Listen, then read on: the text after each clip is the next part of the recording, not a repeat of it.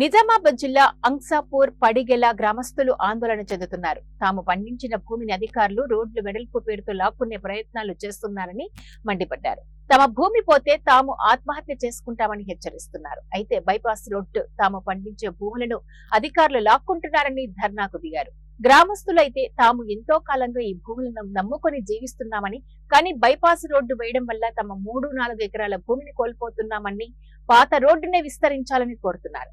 Survey అధికారులు 2 రోజులు గడువు ఇచ్చారని, పాత రోడ్డుని విస్తరింప చేయాలని, పంట పొలాల్లోని బైపాస్ కి ఒప్పుకునేదే లేదని అన్నారు రైతులు. మేము కూలి చేసుకొని బతుకుతాము. ఇంత 3 ఎకరాలకెళ్ళి రోడ్డు పోయినాక మేము ఏం చేసుకొని బతకాలా?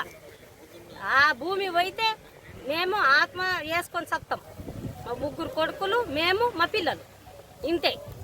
పడిగెళ్ళి రోడ్డు పూటనే పోవాలా, తోటల్లోకెళ్ళి పోనీయం, పాత రోడే పోవాలా. మన అంసాపూర్ విలేజ్ బైపాస్ రోడ్డు తీస్తామని తోటలోకి వెళ్ళిస్తున్నారు. ఊళ్ళకి వెళ్ళి పోవాలి, ఊళ్ళకి వెళ్ళిపోతేనే బాగుంటుంది.